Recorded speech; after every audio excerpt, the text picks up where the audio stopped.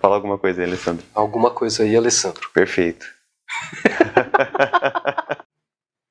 Saudações a todos. Eu sou Rono Machado, psicólogo, e esse é o canal da Livraria Espaço Psi, uma livraria especializada para psicólogos que agora está concebendo esse projeto sensacional do canal do YouTube, que não é só para psicólogos, viu? Para todos aqueles que se interessam pelos temas da psicologia, mas também por música, por poesia e muitos outros assuntos que a gente vai tratar aqui.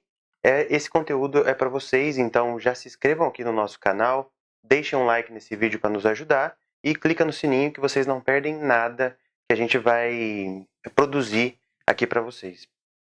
Sejam bem-vindos e esse é o Papo Psi. E no nosso vídeo de hoje, nós temos aqui um convidado ilustre que veio aqui para falar de um tema que muitas vezes deixa as pessoas acordadas à noite, desesperadas, mas que quem sabe a gente consegue desmistificar um pouco disso aqui para vocês hoje. Ele é coordenador do curso de psicologia na UFPR, é professor na área de avaliação psicológica no contexto da saúde e é muito mais que ele vai falar aqui para a gente hoje. Estamos aqui com o psicólogo Alessandro. Seja bem-vindo, Alessandro. Obrigado, Rono, obrigado aí pela recepção. Eu sou professor lá na UFPR, mas minha formação toda é aqui, né, em Ribeirão Preto, incluindo o Espaço Psi, um dos pontos importantes da minha carreira profissional. Além da graduação e da pós aqui na cidade, na USP Ribeirão, também trabalhei tanto na iniciativa privada quanto em políticas públicas aí no setor público. E por um tempo muito importante aí da minha vida profissional, fui colaborador aqui bastante frequente no Espaço Psi. É um prazer estar aqui, aproveito para dar e meus cumprimentos a todo mundo que está assistindo o vídeo. Espero que a nossa conversa seja muito divertida, apesar do tema não costumar ser considerado divertido para as pessoas. Sim, inclusive eu já queria deixar um bastidor aqui da nossa conversa, Alessandro, que eu tive o prazer de ser seu aluno, né? Então até antes do vídeo estava te chamando de professor, porque o costume é o que fica. E eu me recordo que um primeiro contato mais pessoal que eu tive contigo foi quando eu precisava falar com você para pegar uma liberação para fazer as suas aulas à noite. Eu cursava o curso de manhã, porque eu tinha um estágio no Hospital das Clínicas aqui de Ribeirão. E assim, o pessoal fala, não, mas o Alessandro é muito sério, o Alessandro é muito sistemático, ele não vai deixar e tal, conversa com ele, mas vai sem esperança, assim, fizeram um terrorismo, sabe? E eu cheguei pra você e falei do que eu precisava, e você, assim, foi super receptivo, cara, que maneiro e tal, o que você vai fazer no Hospital das Clínicas? E assinou sem muito problema, então, assim, eu acho que já foi uma virada ali, uma desconstrução em relação a esse professor sério, sistemático, que às vezes as pessoas falavam, sabe? Olha só, eu acho que é legal você citar isso, porque com a ideia de a gente falar sobre aprendizagem de estatística, de psicometria, que são áreas aí das ciências exatas que dão apoio à psicologia, muitos de nós às vezes têm essa sensação aí parecida com a de conversar com um professor que tem fama de ser muito, muito rígido, né? É difícil, é complicado, é melhor não começar. E isso atrapalha até a possibilidade da gente poder pura e simplesmente conhecer o que a gente tem de contribuição de uma área de apoio para a psicologia. Eu lembrei muito rapidamente você falando isso, porque para mim foi tão só, o cara precisa trocar de turno para assistir aula, vamos lá. Sim. O quanto que a experiência de de dentro, de alguém não é necessariamente a experiência que o outro observa. Isso tem muito a ver com o que a gente vai falar hoje. Mas bom, vamos tentar introduzir melhor o assunto aqui, porque senão só a gente está acompanhando e não o pessoal que está assistindo. Com certeza. A ideia hoje é nós falarmos um pouco dessa interface que a psicologia faz com a estatística, com a matemática, com os números, né? E falar sobre psicometria, que está diretamente ligado a isso. Né? E que assim, por que a gente pensou que seria um tema interessante? Porque as pessoas elas têm geralmente essa relação com a psicometria, né? De ver como algo que é muito sério, muito rígido, muito impossível, e por isso às vezes isso prejudica a aprendizagem. Por exemplo, não é estranho você ouvir num curso de graduação de psicologia as pessoas falarem que não gostam de matemática e que às vezes isso ajudou a escolher o curso. E aí esse cara chega em um determinado momento do curso e se depara com matemática e fala, meu, já era. né? Não vou ser psi nunca. Uhum. E aí eu queria que você começasse a falar um pouco pra gente então, Alessandro, assim, que relação absurda para muitos é essa que a psicologia pode fazer com os números? Sim. Né, na situação que você disse, muitas vezes isso parece uma espécie de trote violento, né?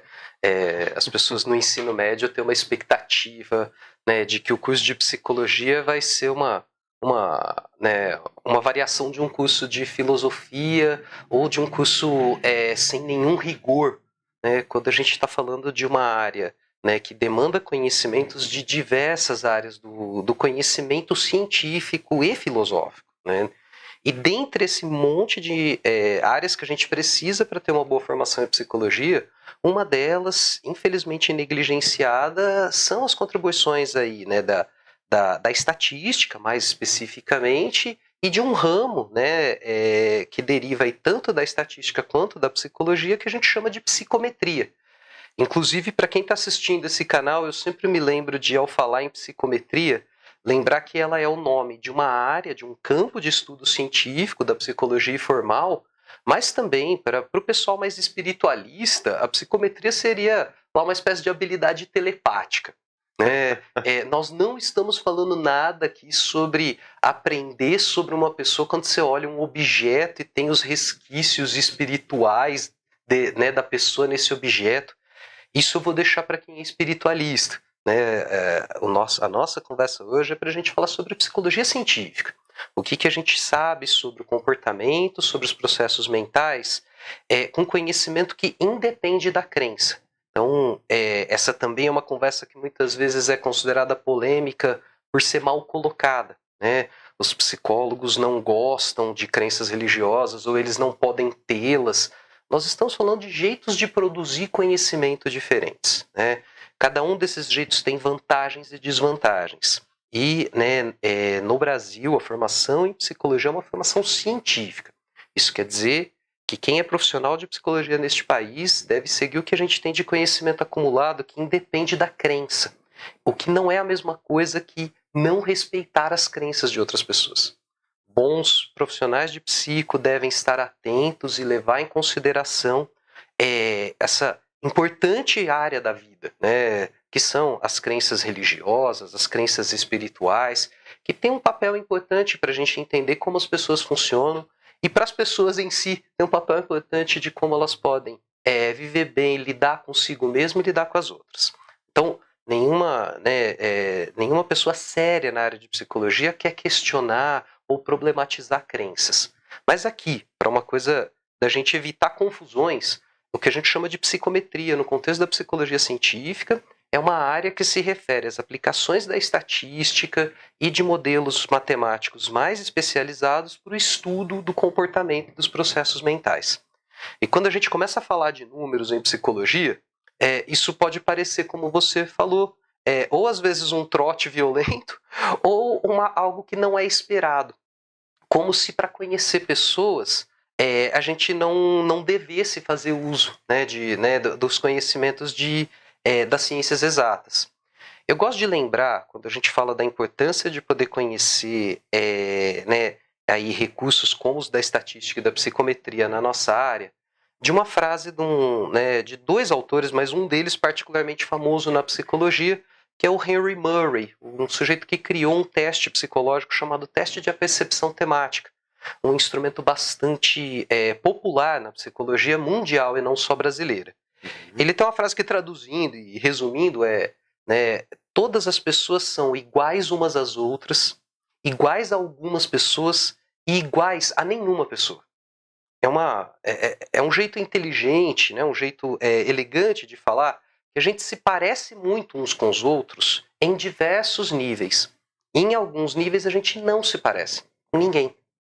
Quando a gente lembra que isso acontece ao mesmo tempo, nós nos parecemos muito uns com os outros e também não somos únicos, somos indivíduos aí, bastante especiais, a gente lembra de para que serve estudar matemática. A gente quer entender o quanto que a gente se parece uns com os outros.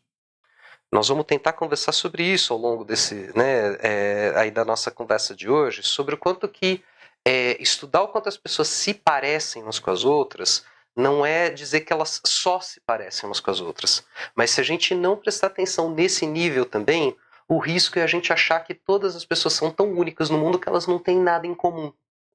Em tempos onde a gente tem visto as consequências negativas do individualismo exacerbado, é importante a gente se lembrar que a gente se parece muito uns com os outros.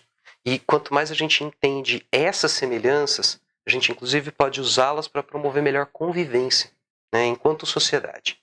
Então, conhecer números não é apenas lidar aí com uma contribuição importante para a gente poder entender fenômenos científicos, mas principalmente para que a gente, com esse conhecimento, possa promover bem-estar, possa promover desenvolvimento. Perfeito. Mas olha, você falou um pouco sobre essa ideia interessante de utilizar os números para tentar avaliar essa semelhança, né? Aquilo que é comum a todos, mas acho que isso até me lembrou de uma questão que às vezes é uma desinformação que as pessoas falam a respeito do método quantitativo, dos números na psicologia, que é a ideia de que, de alguma forma, os números empobrecem. Que, de alguma forma, talvez eles sejam reducionistas. Então, eu queria que você falasse um pouco como você vê essa questão. Legal. Na nossa literatura, né, em português, em psicologia, tem um artigo que começa com esse clichê. E eu digo clichê porque o risco de você exacerbar uma afirmação como essa é de que você se transforma no contrário daquilo que você quer, né, enfrentar. E aí, extremos, né, vão ter sempre desvantagens e não só vantagens. O clichê que eu estou falando é: as pessoas não são números. Ninguém sério na área de psicologia que trabalha com métodos quantitativos, gente, acredita que as pessoas podem ser equiparadas a números. Os números são um jeito de descrever pessoas. E, aliás, eu sempre provoco sobre isso de que muitos de nós, né, às vezes falamos isso com uma pretensa arrogância, né, de que eu não sou um número, dizendo isso com um celular no bolso, que é um aparelho que te transforma exatamente num número. Né? Se você tiver uma conta no Facebook, no Instagram ou no WhatsApp, o termo mais correto não é que você é um número, você é um grafo. Né? Para pessoas que conhecem aí matemática, né? A teoria dos grafos consiste basicamente numa modelagem complexa, né? Num jeito de descrever, por meio de indicadores muito sutis, perfis, né, de pessoas. É o termo usado para a gente poder entender como é que cada pessoa responde melhor a um tipo de anúncio, a um tipo de conteúdo. Né, nas 3 redes aí da Meta, né, uma empresa que vale bilhões em cima do que ela sabe sobre a privacidade de bilhões de pessoas no mundo. Né? Quando a gente fala eu não sou um número, você tem uma conta no WhatsApp, eu temo dizer que você já é um número. Agora, é pertinente, é relevante falar de que resumir as pessoas a partir de um número é sim empobrecer, tornar a complexidade delas algo raso, o que ninguém sério em psicologia quer. De novo, a gente é muito parecido entre si e também é muito único, ao mesmo tempo. E quem lembra disso, ao mesmo tempo, aproveita o que a gente tem, que os números ajudam a descrever e não tornar as pessoas, e, ao mesmo tempo, entendeu como que essa pessoa ela parece com os outros também de um jeito próprio. E quando a gente pensa nisso, sem precisar pensar em números, mas pensando em metáforas numéricas, né, a gente vai ver que por mais que muitos de nós falem assim, eu não gosto de matemática, eu sou, né, eu tenho formação em psicologia, acho que isso não tem nada a ver, eu sempre brinco pedindo que a pessoa descreva lá alguém que ela conhece. Ela vai falar, esse cara é de boa, esse cara aqui é sossegado. Eu falo sossegado em relação a qual critério? Porque eu conheço gente que é muito agitada e essa pessoa aqui, comparada a essa gente que eu conheço, é mais tranquila. Quando você está fazendo isso, você está fazendo uma comparação quantitativa. Né? A gente quer entender como que isso que é algo que está presente no nosso dia a dia pode ser uma forma relevante, sistemática, organizada de perceber, descrever e entender pessoas.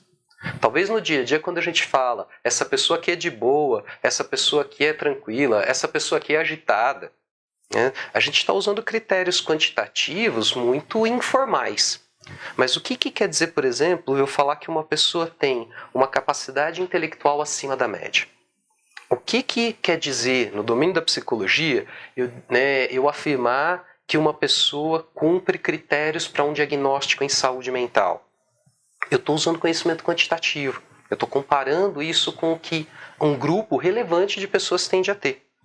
E esse é um grande desafio que, inclusive, explica por que uma grande parte da comunidade dos psis, e mesmo aqueles que ou têm proximidade ou interesse, às vezes não percebem como relevante. Falam, nada a ver usar número. É porque fazer pesquisa quantitativa é trabalhoso, é difícil. E demanda não só conhecimento em método quantitativo, mas também fazer pesquisa com muitas pessoas, algo que a gente está começando a popularizar. Eu digo começando quando você põe isso em perspectiva. Hoje em dia, a maior parte de nós já deve ter recebido algum convite para responder um questionário pela internet. Se você faz compra pela internet, dá 2, 3 dias lá que você fez a compra, a loja te envia um negócio pedindo a sua opinião. De 1 a 10, qual que é a chance de você recomendar essa loja? E talvez possa não te parecer relevante falar disso quando a gente está falando de psicologia, mas eu estou estudando o comportamento do consumidor. Eu quero saber se a pessoa ficou satisfeita em fazer a compra, se ela achou que foi fácil comprar na minha loja. Uma coisa é eu perguntar para 2, 3 pessoas, a outra eu perguntar para 20 mil, 30 mil pessoas. Como é que a gente percebe que grandes serviços, por exemplo, de internet aprimoram, o quanto que é fácil usar as páginas, o quanto que é rápido para fazer uma compra? Porque elas estão o tempo todo prestando atenção em indicadores do comportamento humano. Na administração a gente usa psicologia. Muitas vezes pode não usar com a profundidade desejável, necessária, mas usa ela usando métodos quantitativos. Na psicologia, talvez a gente tenda a pensar só na situação típica do atendimento em psicoterapia. Então, eu estou lá muito interessado em entender essa pessoa naquilo que é único dela, naquilo que lhe é especial, mas ela não deixou de fazer parte do mundo, ela não deixou de ser parecida com outras pessoas, ela não deixou de fazer parte de grupos que podem ter similaridades entre si. E a gente usa isso no dia a dia. Quando a gente está falando que a pessoa tem mais jeito de gostar de um tipo de música ou de outro, de se vestir de um jeito ou de outro, de ter uma identidade de sexo e gênero de outro, a gente está começando a colocá-la em pequenos grupos. Esses grupos a gente só consegue entender como tal porque a gente está propondo que eles têm coesão, que eles têm similaridades entre si. Se a gente faz isso no dia a dia, informalmente, por que a gente não pode tentar perceber o que é de útil e interessante de fazer isso com métodos mais objetivos e rigorosos? Porque quando eu falo, você se parece o típico branco de classe média, esse juízo pode ser muito pouco nítido. Existem brancos de classe média de toda sorte de tipos. Sim. Agora, o que é dizer, eu falar que uma pessoa, por exemplo, tem inteligência acima da média das pessoas com a mesma escolaridade que ela? Será que é a mesma coisa que eu dizer informalmente, que ela parece com um grupo ou outro? A gente está interessado em fazer boas predições estatísticas nessa direção. E uma grande parte de nós, tanto profissionais de psico quanto pessoas aí, que não têm formação na área, mas podem ter interesse nelas, poucas vezes param para pensar no quanto que é relevante e importante a gente fazer esse tipo de afirmação com embasamento empírico e estatístico, probabilístico. Inclusive algo que é um mito sobre estudar aí a matemática, estudar a estatística para poder entender fenômenos psi. As pessoas não são um número. Para qualquer pessoa séria na psicologia, se a gente fosse usar essa frase, a gente diria as pessoas são mais ou menos um número. A brincadeira que eu estou fazendo aqui é o seguinte: a estatística é um ramo da matemática, e é um ramo que lida com probabilidade. Então, quando eu digo que eu estou comparando uma pessoa com um grupo de referência, eu estou dizendo que ela tende a se parecer e não que ela é igual. Como eu acabei de provocar aqui, se eu falo que alguém é um branco de classe média, essa pode ser uma generalização grosseira ou pode ser uma descrição muito específica dependendo daquilo que eu estou prestando atenção sobre ela. Quando eu especifico o que eu estou prestando atenção e quando eu especifico o tipo de comparação que eu estou fazendo, eu aproveito melhor essa comparação. E quando a gente estuda estatística, psicometria em psicologia, a gente está interessado nisso, em aprimorar a nossa descrição das pessoas por meio de comparações, que tem uma probabilidade bastante controlada, e também sobre a segurança probabilística, a segurança empírica que eu posso fazer uma comparação. Senão, a gente está sujeito só apenas às próprias experiências. Eu provoco isso quando eu estou lá dando supervisão para estudantes de psico que estão tendo as primeiras experiências atendendo pacientes. Se você só teve a experiência de atender pessoas com um tipo determinado de demandas ali, de necessidades em psicoterapia, o risco é que você acha que todo mundo tem aquele tipo de dificuldade e não outros.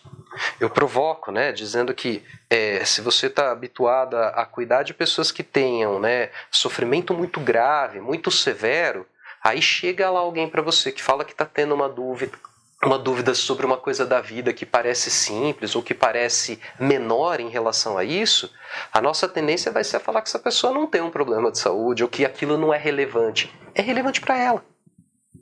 Então, se a gente não cuida de ter bons recursos comparativos, o risco é de que a gente só faça comparações a partir das próprias experiências.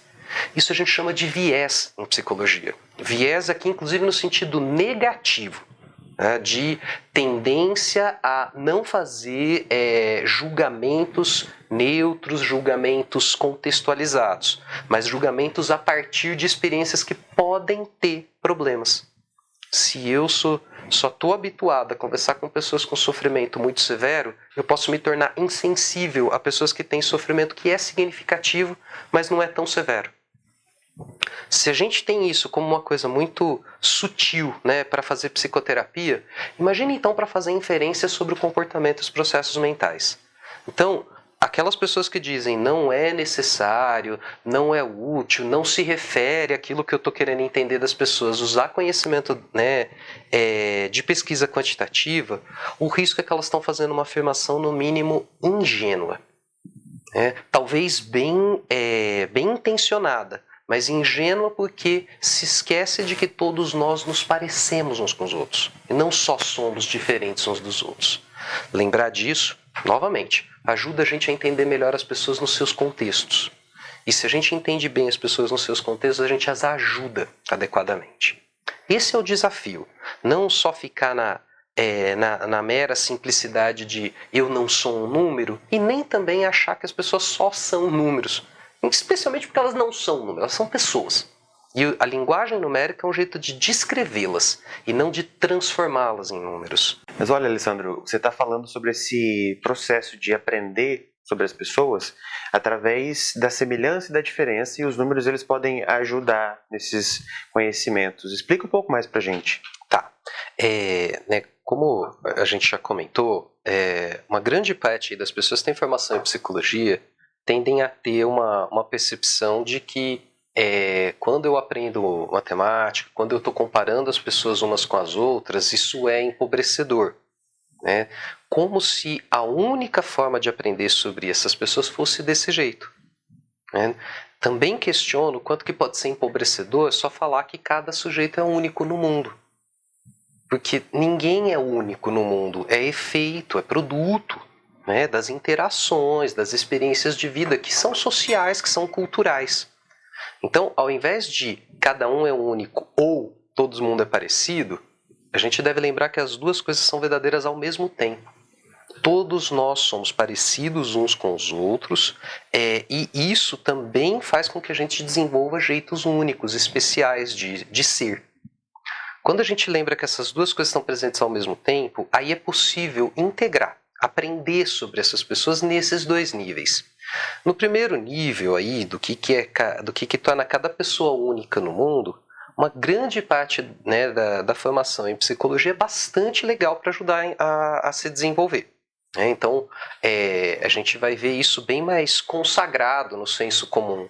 Os psicólogos sabem entender como cada pessoa é especial, é diferente, o que cada um tem de individual. No segundo nível, a gente tem um desafio maior, não tanto pelo uso do conhecimento, mas de entender como esse conhecimento pode ser produzido e aproveitado. E o problema de a gente não ter uma conversa tão interessante, tranquila sobre isso, é de que a gente tem uma história na psicologia de que a ênfase exacerbada em só entender como as pessoas se parecem umas com as outras, uma história de diversas pessoas da comunidade, né, profissional, da comunidade de pesquisadores em psicologia, dizer que o único conhecimento válido é o quantitativo, levou a um fenômeno do tipo: as pessoas só são números, ou a gente não deve aprender nada sobre elas em especial, mas só sobre o que elas têm em comum. A gente precisa botar isso em contexto histórico, né, como uma coisa da tentativa de transformar a psicologia numa ciência ter sido exacerbadamente falar que ela precisava ser uma ciência exata, como se fosse a física, como se fosse a química. E, inclusive, essa afirmação, para quem é físico e para quem é químico, pode também levar a pessoa a dar uma risadinha. Porque a gente tem um nível de exatidão que, inclusive, não é o que os psicólogos acham que existe. Né? Pergunta para um físico quântico quão exata é a física quântica. Né? Pergunta para químicos moleculares o quanto que a química é exata. Né? Talvez a gente tenha uma expectativa absoluta do que é usar números e usar descrições. Por isso que eu comentei agora há pouco sobre a gente lembrar que em psicologia a gente usa muito mais contribuições da probabilidade, da estatística, do que dos números naturais, da matemática como a gente está habituado a pensar no ensino médio, absolutamente exata. Né? A gente não tem como entender as pessoas no nível absolutamente exato, inclusive nem naquilo que as torna únicas. A gente começou, inclusive, falando sobre isso. Né? Na história que você falou, o Alessandro tinha uma fama de ser muito rígido, e para mim foi lá, colega, ela só pediu uma ajuda para uma coisa que é tão tranquila. Né? Para mim, essa rigidez não estava desse jeito como estava para quem está de fora. Olha o erro de medida que a gente tem. Uhum. Né? Então, quando a gente lembra que esses erros de medida existem e podem ser incontornáveis em alguns casos, a gente reduz o risco. Mas para isso é importante que a gente saiba exatamente o que esperar do conhecimento que a gente tem quando a gente usa métodos quantitativos em psicologia. Senão, a gente usa mal esse conhecimento, comete erros que afetam as pessoas. Eu falei em história agora há pouco, e na história do século XX a gente tem diversos episódios no Brasil, no mundo inteiro, de práticas de segregação, de exclusão social, baseadas numa pretensa objetividade, né, que levou a muitos de nós condenarem esses métodos do mesmo jeito que alguém condena a disponibilidade de armas, fazendo com que as pessoas possam ser agredidas. Eu provoco, inclusive, sobre essa metáfora de que ninguém em bom senso acha que a gente deveria parar de vender facas. E apesar disso, tem pessoas que são agredidas com facas. O que a gente faz não é parar de vender facas. O que a gente faz é parar de coibir a violência. Não se pode culpar a faca pelo assassinato. Você tem que culpar o assassino. E eu uso essa metáfora para dizer sobre a gente parar com esse discurso na psicologia de que os números são ruins porque a gente já fez coisas ruins com as pessoas baseado neles. A gente precisa aprender a estudar melhor, a gente precisa aprender a usar melhor esse conhecimento, porque ele já é usado fora da psicologia. Na dúvida, pega o seu celular. Né, e o que a gente faz é simulação, né, estatística com um assustador nível de precisão. Para citar um tema da moda, né, a OpenAI, né, uma empresa que tem desenvolvido algoritmos de aprendizagem de máquina, que a gente convencionou chamar de inteligência artificial, né, soltou no mercado recentemente aí o ChatGPT, né, uma interface de conversa, de pesquisa que responde parecendo com linguagem natural. um nível assombroso de precisão, mas para quem está prestando atenção nisso também com um nível assombroso de erros, né? Mas que é feito em cima de modelagem estatística. Aquele algoritmo não sabe pensar, ele sabe ordenar palavras de um jeito muito parecido com os milhões de textos que a gente botou esse algoritmo para pensar. Isso é estatística. Você está servindo para construir algo que tem aí um potencial tão interessante e que também tem um monte de riscos, né? Eu quero provocar, o quanto que a gente na psicologia deve conhecer métodos quantitativos para fazer um bom uso deles e não negá-los só porque eles são potencialmente aí perigosos. Porque também é potencialmente perigoso a gente só ficar dizendo que todo mundo é único no mundo. Olha como que a gente vive numa sociedade que é assustadoramente individualista, assustadoramente solitária, porque todo mundo se acha único no mundo, então ninguém vai me entender. A gente é parecido uns com os outros. A gente é capaz de entender. Talvez não exatamente o que você está pensando, mas entender o suficiente para poder te ajudar. De novo, não é uma ciência absolutamente exata, mas negar a contribuição, desse potencial é abrir mão, de algo que pode ser de muita ajuda. E isso demanda que a gente, inclusive, saiba usar. Da mesma forma como qualquer pessoa deve saber usar bem uma faca para não se machucar, não machucar ninguém. Mas acho interessante demais isso que você está falando, porque uma ideia que erroneamente se tem sobre a matemática muitas vezes é de que ela não serve para nada. As pessoas elas estão aprendendo e se questionam, tá, mas eu vou usar isso para quê? E você está falando que essa interface com a psi, ela consegue estabelecer uma função que auxilia esse profissional. Né? Em diversos contextos, inclusive. Mas a pergunta que fica, eu acho que pode ser de muitos que estão nos assistindo agora também, é como chegar ao número? Porque estamos falando aqui de construtos que não são facilmente mensuráveis, né? De uma maneira objetiva. Então, como chegar a esse número, Alessandro? Sim. Essa é uma coisa muito legal sobre o que a gente quer dizer com psicologia científica, né? O conhecimento científico é um conhecimento que pode ser reproduzido. É por isso que eu comentei em um outro momento sobre ele não depender da crença, que é a noção de receita de bolo. Independente da pessoa, se ela segue as mesmas instruções, tem que sair bolo. A gente viveria num mundo muito confuso se a gente seguisse uma receita de bolo e saísse estrogonofe. Ou se fosse eu fazendo sair estrogonofe, você fazendo sai feijoada, um terceiro fazendo sai bolo de chocolate. Tem alguma coisa estranha na receita. Ou tem alguém que não está seguindo a receita corretamente. Brincadeira à parte, o conhecimento científico, quando a gente fala que ele é reproduzível, é no sentido de que se eu descrevi adequadamente como que eu fiz uma observação, eu posso fazer uma inferência, posso propor uma explicação que outra pessoa pode testar. E aí a gente vai tentando reduzir o erro. Inclusive é algo importante, de novo, sobre um mito que a gente tem sobre usar ciências exatas nas ciências humanas, de que eu vou descrever exatamente a pessoa. Eu vou descrever ela com menos erro. Nas medidas em ciências humanas, o que a gente quer dizer, de tentar descrever objetivamente, usando linguagem numérica, comportamentos, pensamentos, impressões. Então não é só usado na psicologia, mas nas ciências sociais, nas ciências sociais aplicadas como administração.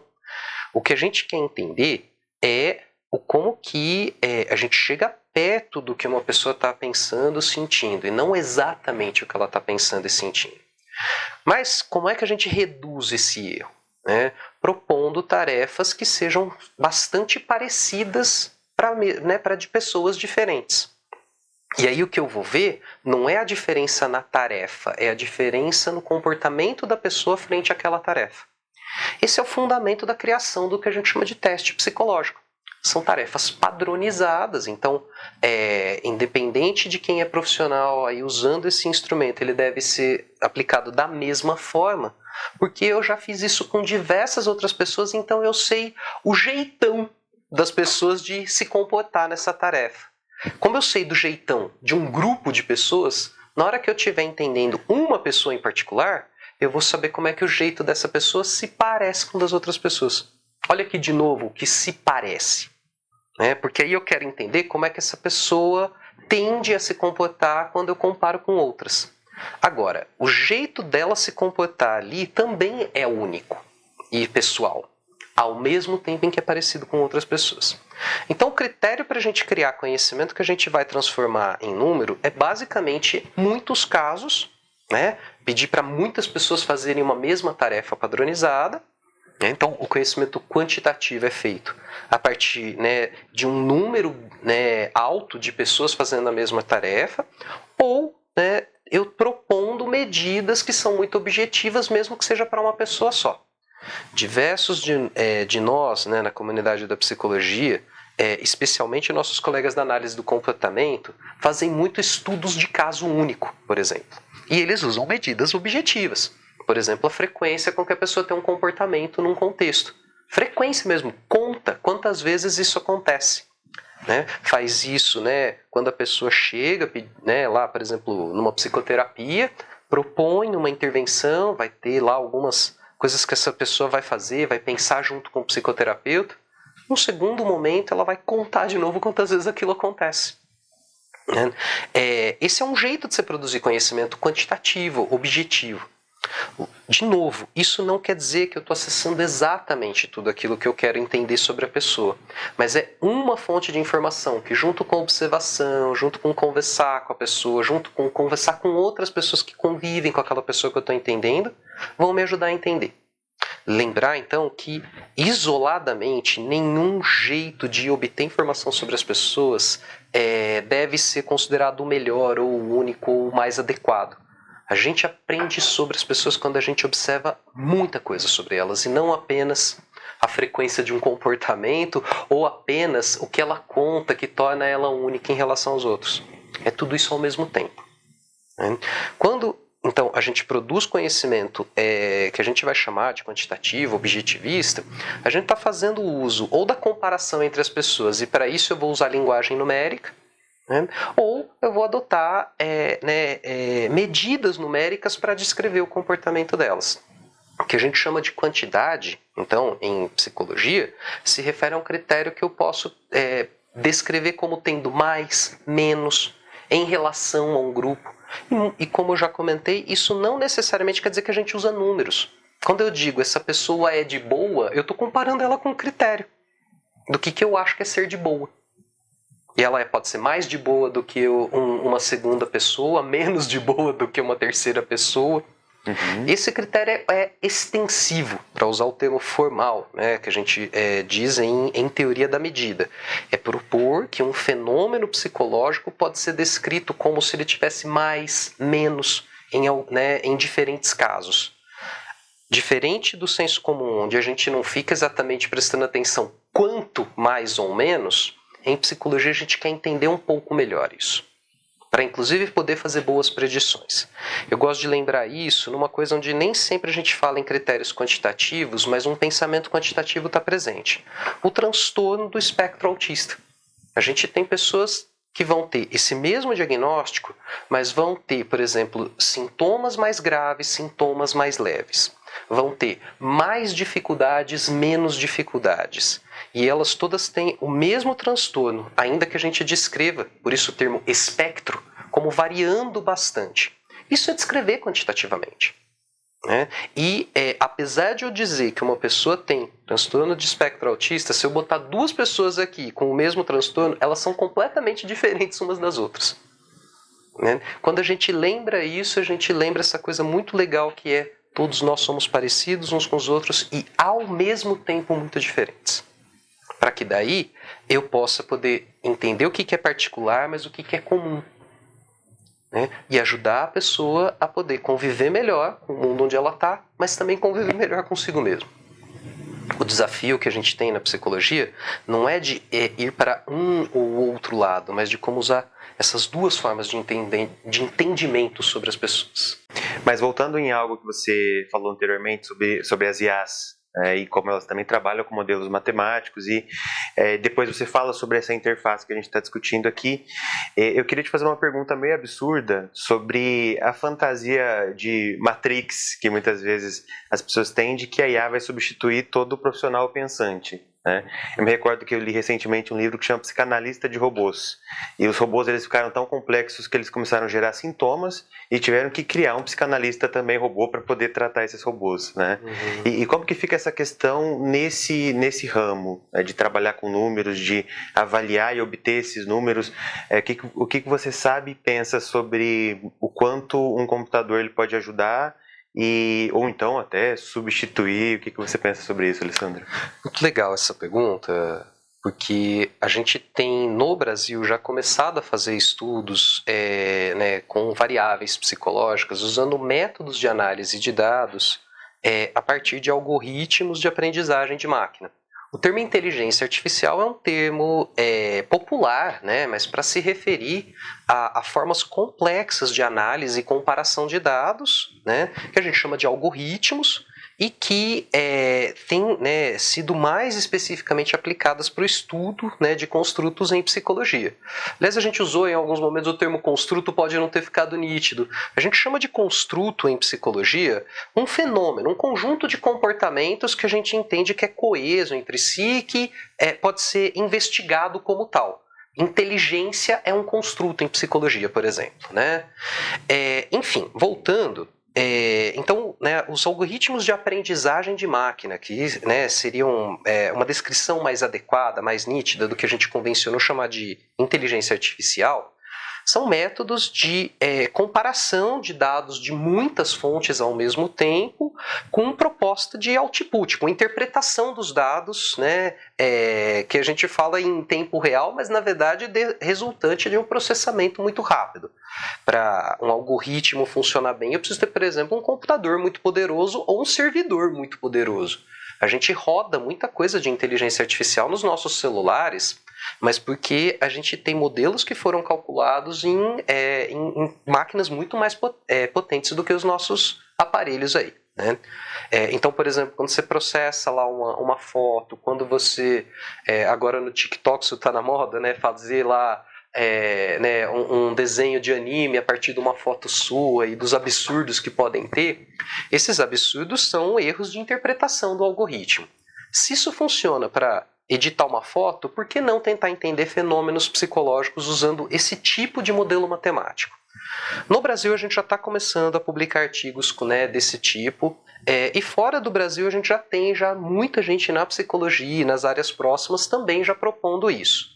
Na neuropsicologia, isso já está bastante consagrado para a gente poder fazer tanto testes de modelos, né, que prevêem funções psicológicas típicas e sistemas cerebrais, né, que controlam essas funções, mas no caso, né, do funcionamento de grandes variáveis, a gente já também está começando a fazer estudos bastante interessantes que, por exemplo, estão gerando modelos de inteligência artificial que dão apoio para você, por exemplo, estar conversando com o paciente, aquilo que ele fala, que tipo de intervenção, que tipo de conversa seria mais enriquecedora para ajudar essa pessoa a pensar.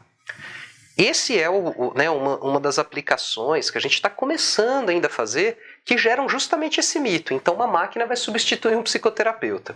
Não faltam referências aí nas artes, inclusive sobre essa questão de o quanto que uma máquina seria capaz de entender uma pessoa do mesmo jeito que a gente se sente compreendido por outro ser humano. Eu lembro aqui de cara o filme Her, com o Joaquin Phoenix e a Scarlett Johansson. Eu me lembro de um jogo muito legal chamado Elisa, a Visual Novel, que fala sobre uma empresa que desenvolveu um algoritmo de saúde mental, mas que, para não parecer frio, que as pessoas estão só conversando com uma máquina, elas contratam pessoas que não têm formação em psicologia para atuarem como se fossem terapeutas. Elas basicamente leem um teleprompter enquanto estão conversando com os pacientes. Esse jogo é particularmente sensível e interessante, inclusive para abordar vivências parecidas com as dos trabalhadores de aplicativos em geral, né? São pessoas que são consideradas de muito baixa formação, de muito baixa qualificação e que então não mereceriam bons salários, por exemplo, apesar de cuidarem de coisas muito complexas com apoio, né, de máquinas. E de que, sim, na psicologia atual, né, nos avanços da pesquisa em psicologia, a gente já vem desenvolvendo algoritmos que podem ser suporte para intervenções. Qualquer pessoa séria sabe que uma inteligência artificial não pensa, ela processa dados com muita rapidez. Pensar no sentido de ter a sensação de que isso me é próprio, de que isso saiu da minha cabeça, de que eu cheguei a essa conclusão, e isso então me parece orgânico, nítido, porque eu consegui pensar isso, nenhuma máquina nunca vai ser capaz de fazer. E é muito interessante no domínio da filosofia, da tecnologia, pensar justamente o que quer dizer a gente falar em pensar, a gente falar em ter consciência, coisas que a gente sabe que máquinas não fazem. E pelo menos as máquinas que a gente tem até hoje não serão capazes de fazer. Sobre isso tem uma entrevista com o ChatGPT, inclusive, que é muito bem sacada.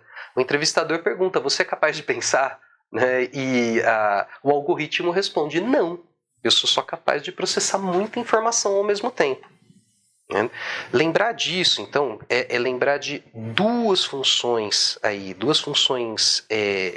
mentais e humanas, que a gente imita uma delas no computador e a outra a gente não vai conseguir imitar. A função que a gente imita do computador, que a gente faz quando a gente conversa com uma outra pessoa, é a de prestar atenção em muita informação ao mesmo tempo. A gente tende a ensinar pessoas aí que têm formação em psicologia justamente prestar atenção em muita coisa ao mesmo tempo sobre elas. O que elas falam, a sua linguagem corporal, mas prestar atenção no conteúdo da fala delas, o que tem relação com as experiências sociais, culturais e com as experiências individuais que elas têm, que fazem elas falarem de um jeito, se comportarem de um jeito. Isso é processar dados. O nosso cérebro faz isso com uma assustadora velocidade e, inclusive, muitas vezes sem nem ter formação em psicologia. Quem nunca entrou num lugar e falou, não tem uma impressão boa desse lugar, às vezes não sabe dizer por quê. E é porque a gente prestou atenção em um monte de informação e já processou essa informação. A gente chama isso de emoção. Sentir que um lugar não está legal. Não ter uma boa impressão de alguém e não saber dizer por quê. Mas só sentir isso muito intensamente. Então, isso a gente está começando a mostrar que computadores são capazes de fazer, ainda que sem a mesma complexidade que nós. Processar muita informação ao mesmo tempo. A segunda é uma função humana propriamente dita. A de ser capaz de pensar como é essa experiência para a pessoa. Não só identificar essa experiência, que a gente chama de empatia. A capacidade de simular um estado mental. Sobre isso, inclusive, essa informação é muito importante na relação humana e não só na presença dessa informação. Recentemente, uma empresa que oferece suporte em saúde mental por meio de mensagens de texto nos Estados Unidos revelou que fez um estudo inclusive com implicações éticas muito preocupantes, sem consultar as pessoas que fazem uso desse serviço. Essas pessoas foram atendidas por um algoritmo de inteligência artificial, enquanto a maior parte foi atendida por pessoas que respondiam por mensagens de texto. Não havia grandes diferenças do jeito de responder. É uma mensagem de texto. Mas imagina a experiência de alguém que leu algo como assim, eu te entendo, eu imagino como é, quando você sabe que uma pessoa real escreveu isso e quando você acha que foi um computador que escreveu isso. Um computador não é capaz de saber como é. Sim. E o quanto pode ser frio ler a mesma frase, ou quanto pode ser caloroso, pode ser acolhedor, quando você sabe quem que disse isso. É por isso que eu tenho tranquilidade em falar como alguém que gosta, tem se interessado, tem estudado métodos quantitativos e a sua aplicação mais recente, complexa, como a dos algoritmos aí de aprendizagem de máquina, ser muito tranquilo de falar que elas não substituem os humanos, porque os humanos são animais sociais e nenhuma máquina é capaz de ser tão efetiva como um instrumento de socialização como um outro ser humano. E, aliás, a gente só interage tanto com máquinas por imaginar que tem um ser humano lá do outro lado do celular, seja na rede social, seja no telefone, conversando com alguém. Mas é verdade, a gente vive novos desafios porque coisas que pareciam ficção científica 10 anos atrás hoje estão presentes. o Google já consegue, né, simular uma ligação telefônica nos Estados Unidos sem grandes problemas. Recentemente a gente viu aí uma inteligência artificial que propõe simular os jeitos que a gente fala, inclusive o tom de voz, a partir de uma amostra de 3 segundos. Isso é assombroso, mas é também o mundo em que a gente está. É nosso desafio como PCs, por exemplo, compreender como que as pessoas vão pensar e sentir nesse mundo. Se a gente só ficar achando que isso é algo que algum nerd de exatas fez e não quiser entender em conjunto com esse nerd, o risco é de que a gente vai parecer antiquado, ingênuo. E a gente é parte desse mundo, não dá para ficar a parte dele. Bem, chegando no final do nosso papo, eu imagino que algumas pessoas elas podem ter ouvido e se interessado, por isso que a gente desmistificou um pouco aqui, né? E quem sabe, na melhor das hipóteses, alguém até pensou, eu quero estudar isso, quero conhecer como que isso pode me ajudar enquanto psi, quero conhecer como funciona mesmo sendo psi, né? Ou então está na graduação, está começando a adentrar o tema. Por onde essas pessoas podem começar, Alessandro? Qual dica e sugestão que você pode dar para eles? É muito legal essa sua pergunta, Rono, porque a gente tem uma constatação, né, do porquê que uma grande parte das pessoas que têm formação em psicologia sente muita dificuldade ou sente franca aversão a estudar estatística e estudar psicometria. No Brasil, a gente tem isso num contexto maior. Uma grande parte de nós brasileiros não se sente confortável estudando matemática porque ouviu a vida inteira que é difícil e que é chato. Mesmo com pessoas que se dedicam arduamente a poder ensinar com qualidade, predomina ainda um discurso do tipo estudar matemática é coisa de gente chata. É um discurso que a gente como sociedade precisa mudar. E que não é exclusivo do Brasil, mas no Brasil é particularmente importante. A gente ainda tem muito a melhorar com relação a ajudar as pessoas a estudar, aprender, se desenvolver intelectualmente, não ser uma coisa daquelas que são os nerds, mas de toda e qualquer pessoa. Num país onde a maior parte da população não sabe calcular juros, num país onde a maior parte das pessoas não sabe fazer contas de cabeça para calcular troco, né? A gente tem um quadro que é assustador sobre o quanto que a gente precisa melhorar como sociedade o jeito como as pessoas abordam estudar matemática e estudar ciências exatas. Com isso eu quero dizer que não é para todo mundo ficar apaixonado e achar que só fazer engenharia vai deixar feliz. Sim. Mas de reduzir a aversão. E no caso mais específico da formação em psicologia, entender o potencial de estudar isso.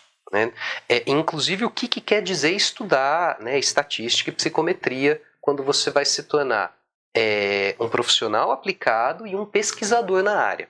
O nível de profundidade, o enfoque é completamente diferente.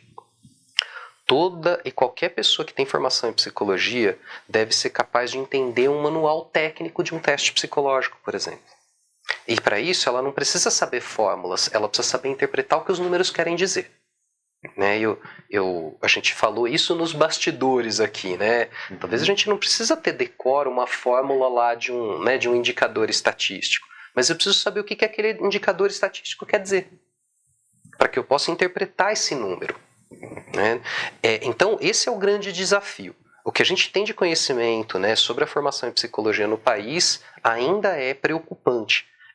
Tanto as 400 mil pessoas que têm formação e já atuam na área, quanto aquelas que estão estudando psicologia, e aí isso torna aí uma população de aproximadamente 480 mil pessoas, como um total, tanto quem está atuando quanto quem está estudando psico.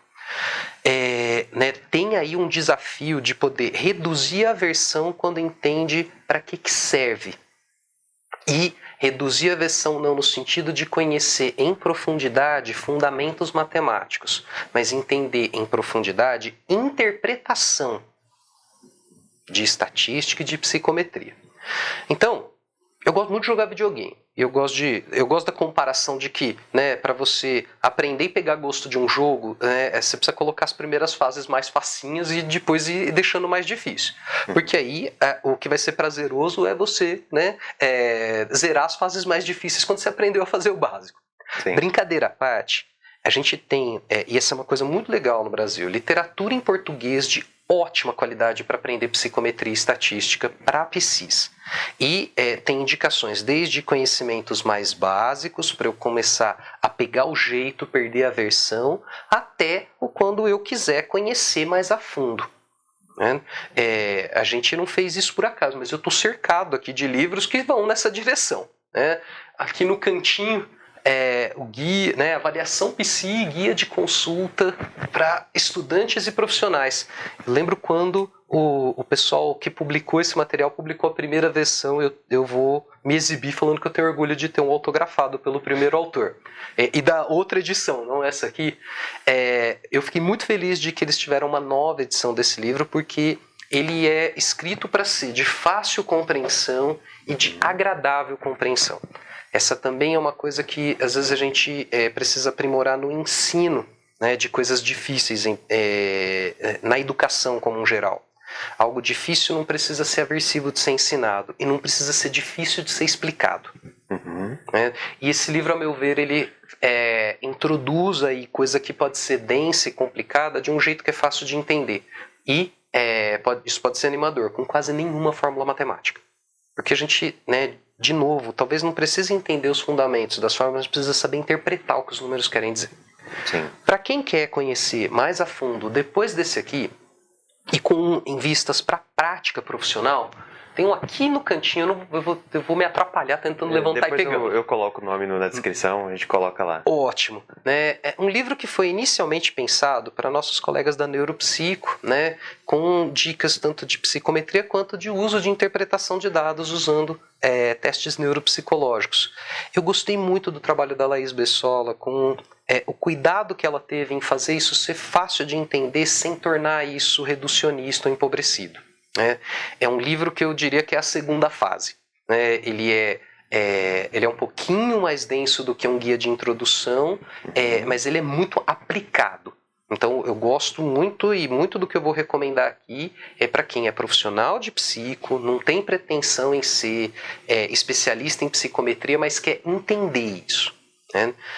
Nessa ordem, então, lá, né, de um guia de introdução e depois um material aí, né, para aplicação desses conhecimentos em avaliação neuropsicológica, mas que pode ser deixado para avaliação psicológica mais geral, a gente vai ter livros que vão ser mais complexos. Alguns aqui que estão aqui nessa estante são clássicos, inclusive clássicos que eu acho que ainda vale a pena estudar. Em particular, aqui, o do Cohen et al., né, que é um livro, é um grossão nesse aqui, mas ele a fonte é grande, é muito agradável de ler. Eu uso alguns capítulos dele nas minhas aulas. Uhum. É um volume escrito, né, por autores norte-americanos, mas que dá uma visão geral muito legal de avaliação psicológica como um todo.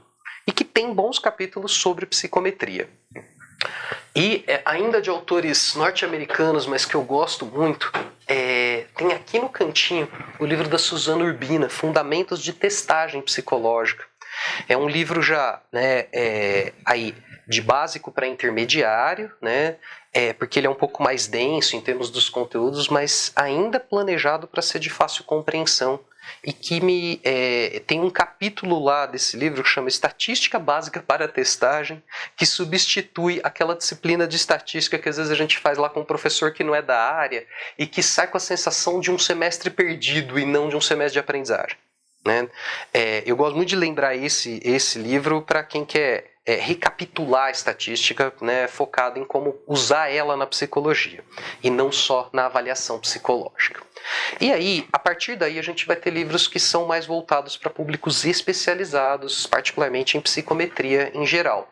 Aqui na nossa estante a gente teve 2. O manual ali de desenvolvimento de instrumentos do Bruno Damasio e da Juliane Bossa, que, né, compilou capítulos aí, né, mais voltados para o uso de métodos de análise mais complexos, né? É um livro já voltado para especialistas, já para aqueles que querem entender isso em mais profundidade, né? Inclusive, recentemente, né, o Bruno Damasio começou um trabalho muito legal que eu como colega, né, especialista em avaliação, acho que ele tem um trabalho aí que vai ter frutos muito bons, que é o de popularizar o conhecimento em psicometria, né, que é o Psicometria Online, que é tanto um canal de YouTube quanto um curso especializado, né, de pós-graduação lato sensu, perdão, né, para qualquer pessoa que queira entender métodos de análise quantitativa em ciências humanas. Ele equilibra bem aí, né, introdução ao tema e também tópicos de alta complexidade. E para quem quer entender um modelo que está em uso no Enem, né, o Exame Nacional do Ensino Médio, e que às vezes ouve só falar lá numa aula de cursinho lá, né, sobre por que você não deve chutar, como é que é calculada a média no Enem, o Enem usa um modelo estatístico chamado teoria de resposta ao item, e que ele é usado não apenas em psicologia, mas especialmente em educação e ciências humanas em geral. A gente tem aqui um livro, né, dos autores aí internacionais que popularizaram, né, a TRI na psicologia, que é a Rograph, vem publicado em português, e particularmente eu gosto desse em conjunto com um volume organizado pelo Hudson Golino, um pesquisador brasileiro que atualmente trabalha numa universidade norte-americana, que chama Psicometria Avançada, que os dois abordam o mesmo tipo de conteúdo, modelos estatísticos, psicométricos, aí, que a gente chama de teoria de resposta ao item, tanto em nível introdutório quanto, né, para usuários aí que querem entender isso em mais profundidade. Essa é uma coisa que há 15, 20 anos atrás a gente não tinha tão tranquilo na literatura para PSIS no Brasil. Bons volumes, com alta qualidade pedagógica, com conhecimento atualizado em língua portuguesa e para leitores de língua portuguesa, né? Então a gente vive tempos aí onde é possível aprender sobre isso com muita qualidade. A minha recomendação, e esse recado é para os colegas, né, da comunidade aí profissional, é de que hoje é possível aprender com menos aversão, né? Mas a gente tem boa literatura. Agora, a redução da aversão eu preciso deixar com as pessoas, né? E para aquelas que estão interessadas em conhecer mais sobre isso, né, conhecer sobre o que a gente já estuda de estatística no ensino médio já é uma boa introdução, porque vai permitir que a gente possa aplicar isso depois no conhecimento dos fenômenos psicológicos. É uma grande aventura, pode ser muito enriquecedor. Eu torço que quem está assistindo esse vídeo possa se deixar pensar se não vale a pena começar a aprender, né? O que quer dizer o tanto que é desafiador ainda para muitos de nós, mas a gente tem muito melhores recursos para isso do que a gente já teve há poucos anos atrás. Alessandro, quero te agradecer muito por esse papo. Eu gosto de pensar que o bom professor é aquele, não que ensina tudo, porque isso é impossível, né? Mas aquele que instiga e que oferece também esses caminhos para as pessoas conhecerem mais sobre aquilo que ele está falando. Eu acho que isso a gente conseguiu fazer bem na nossa conversa, você colocou bem também, tanto nos pontos que você esclarece, quanto nas recomendações que você fez. Então quero agradecer muito pela disponibilidade de ter essa conversa com a gente hoje. E já que você nos presenteou com a sua presença e com essa aula, que acho que conversar contigo é sempre ter uma aula, a gente quer te presentear também, nós aqui do Espaço Psi, com um livro que tem tudo a ver com o que a gente está conversando aqui. Que legal. A gente estava conversando sobre qual livro escolher, né? É o guia prático, né, de testes Psi, um material mais voltado, né, para o nosso público especializado, que é uma boa lista de o que eu preciso, né, saber para poder escolher um instrumento. Vai ser muito prático para mim lá para poder usar de apoio, né, no ensino e de avaliação. Obrigado. Inclusive, para quem está nos assistindo, os primeiros 20 que forem inscritos no canal e que deixaram um like nesse vídeo e comentarem no vídeo também, vão poder adquirir esse livro com desconto no Espaço Psi. Vocês podem entrar em contato pelo link da descrição e pedir o seu, e a gente consegue fazer um desconto diferenciado para vocês, tá certo? Mas é isso então, Alessandro, mais uma vez, muito obrigado pela conversa, foi muito esclarecedora, e até a próxima. Muito obrigado, é sempre um prazer retornar aqui. Eu tenho muito gosto de falar que eu sou agregado do Espaço PC. Né, eu tenho uma experiência muito importante de ter feito parte, né, da história aqui no momento e de estar de novo aqui presente. Né? Obrigado pelo convite, obrigado pela conversa. Foi ótimo.